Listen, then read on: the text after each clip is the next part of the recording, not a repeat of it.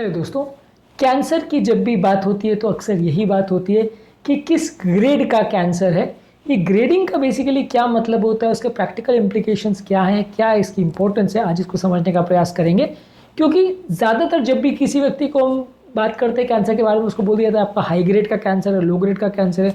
अब fever high grade और low grade तो लोगों को समझ में आता है, पर ये कैंसर का भी कोई थर्मोमीटर होता है क्या जो जान सकता है कि हाई ग्रेड है लो ग्रेड है? तो बेसिकली ग्रेडिंग सिस्टम जो है वो माइक्रोस्कोपिक एनालिसिस पर बेस्ड है कि माइक्रोस्कोप में उसके सेल्स कैसे और कैसे डिफ्रेंशिएटेड दिखते हैं, उसके बेसिस पे डिसाइड होता है। और आज हम इसके बारे में डिटेल में बात करेंगे कि कितने तरह के ग्रेड्स होते हैं और इसका प्रैक्टिकल इंपॉर्टेंस क्या है।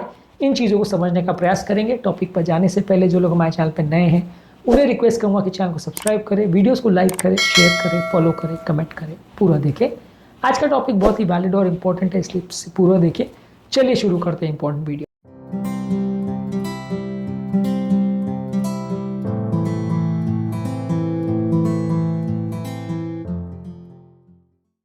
सबसे पहले तो ग्रेडिंग सिस्टम जो है माइक्रोस्कोपिक एनालिसिस के बेस पे बेस्ड है। इस पे सबसे पहला या सबसे लो ग्रेड जो है उसे ग्रेड 1 बोलते हैं। इसमें बेसिकली जो कैंसर के सेल्स हैं वो माइक्रोस्कोप में लगभग नॉर्मल सेल जैसे दिखते हैं, थोड़े से डिफ्रेंशिएटेड होंगे लेकिन लगभग नॉर्मल सेल जैसे दिखते हैं। इस तरह का कैंसर बहुत जल्दी ग्रो नहीं करता और धीरे धीरे स्प्रेड करता है, धीरे ग्रो करता है, तो मान सकते हैं कि वो लगभग नॉर्मल जैसा है। इनको कई बार पकड़ना मुश्किल भी होता है।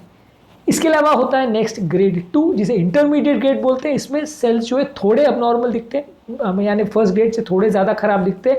इन्हें मॉडरेटली डिफ्रेंशिएटेड सेल्स बोलते हैं। इनकी ग्रोथ स्पीड थोड़ी ज़्यादा होती है और स्प्रेड होने का रिस्क भी थोड़ा ज़्यादा होता है। ग्रेड 3 को बोलते हैं हाई ग्रेड।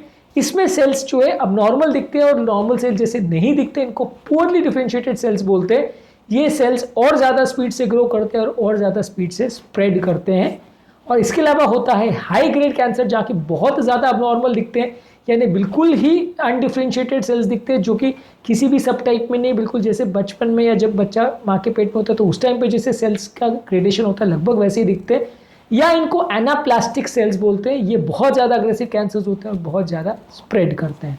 तो बेसिकली ये कॉमन ग्रेडेशन सिस्टम है जिसमें ग्रेड 1 से लेकर ग्रेड 4 तक सेल्स को क्लासीफाई किया जाता है। माइक्रोस्कोप में सेल्स कैसे दिख रहे हैं और वो नॉर्मल सेल्स के कंपैरिजन में वैसे ही दिख रहे हैं या उससे ज़्यादा खराब दिख रहे हैं या बहुत खराब दिख रहे हैं, इसको आप आइडेंटिफाई करते हैं। उसके बेसिस पे जितने ज़्यादा सेल्स अबनॉर्मल दिखेंगे, जितने ज़्यादा सेल्स प्रिमिटिव जैसे दिखेंगे, उतने ज़्यादा कैंसर के स्प्रेड होने के चांस या उसके जल्दी ग्रो होने के चांस ज़्यादा होते हैं। इसलिए ये डिफ्रेंशिएशन करना बहुत ज़्यादा ज़रूरी है। जिस व्यक्ति को बोला जाएगा कि आपका कैंसर ग्रेड 3 या ग्रेड 4 का है, उसके लिए मृत्यु का चांस या बिगड़ने का चांस ज़्यादा है। जिसका कैंसर का ग्रेड 1 ये है या ग्रेड 2 है, उनके कंपैरेटिवली लॉन्ग टर्म सर्वाइवल के चांसेस अच्छे हैं, बीमारी द्वारा पूरे हील होने के या ट्रीट होने के चांसेस अच्छे हैं और मृत्यु दर कंपैरेटिवली कम होगा। तो इसलिए ये डिफ्रेंशिएशन को समझना काफ़ी इंपॉर्टेंट है। इसमें कुछ स्पेसिफिक कैंसर्स हैं जिनको इस तरह से क्लासीफाई नहीं करते, जैसे कि ब्रेस्ट कैंसर। इसको नॉटिंघम ग्रेडिंग सिस्टम के हिसाब से कैलकुलेट करते हैं।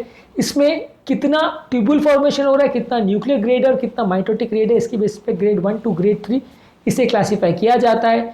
इसी तरह से प्रोस्टेट कैंसर में ग्लीसन स्कोरिंग सिस्टम होता है जहां पे ग्रेडिंग 2 से लेकर 10 तक चलता है। इसमें ग्रेड 6 अगर है स्कोरिंग तो उसको लीस्ट अग्रेसिव माना जाता है और ग्रेड 10 को मोस्ट अग्रेसिव माना जाता है। तो बेसिकली ये थोड़ा अलग सा क्लासिफिकेशन सिस्टम है। और ब्रेन ट्यूमर्स के लिए भी एक अलग क्लासिफिकेशन सिस्टम है जिसको WHO यानी world health organization grading system बोलते हैं। या ग्रेड 1 to 4 होगा, इसमें भी लगभग वैसा ही है कि ग्रेड 1 में सबसे लो ग्रेड माना जाएगा, ग्रेड 3 और ग्रेड 4 को हाई ग्रेड माना जाएगा। पर ये स्कोरिंग सिस्टम या ये क्लासिफिकेशन सिस्टम रेगुलर सिस्टम से थोड़ा अलग है, तो इसमें एक अलग सिस्टम यूज़ होता है, उसके हिसाब से ग्रेडिंग बनाई जाती है।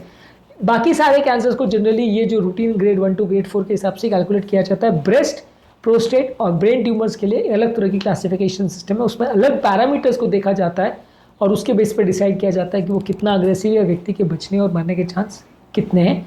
बेसिकली ग्रेडिंग सिस्टम की इंपॉर्टेंस क्या है? एक तो बेसिकली प्रोग्नोसिस जज करने के लिए कि जितना खराब ग्रेड होगा उतना मृत्यु दर ज़्यादा होगा, उतना ज़्यादा पेशेंट का लॉन्ग टर्म स्ट्रैटेजी जो आपको अग्रेसिव रखनी पड़ेगी, उतना लॉन्ग टर्म प्रॉब्लम्स आने का चांस ज़्यादा है। ट्रीटमेंट प्लानिंग करने में मदद करता है कि जितना हाई ग्रेड होगा उतना अग्रेसिव ट्रीटमेंट आपको करना है, जितना लो ग्रेड होगा उतना आपके पास टाइम है और बेटर वे में मैनेज कर सकते हैं।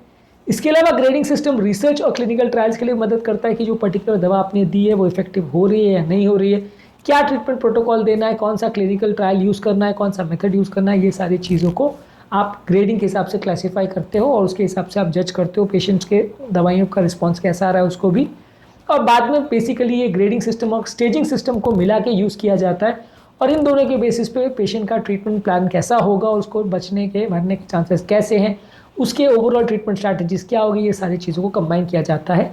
एक सेपरेट वीडियो में हमने स्टेजिंग सिस्टम के बारे में भी बात करी है, उस वीडियो को भी ज़रूर चेकआउट करें। उम्मीद करूँगा कि आज के टॉपिक में कुछ नया जानने को मिला होगा। आज हमने बात करी कैंसर के ग्रेडिंग सिस्टम, जो कि माइक्रोस्कोपिक ग्रेड होता है, उसके बारे में बात करी और उसके बारे में बेसिक आपको जानकारी दी।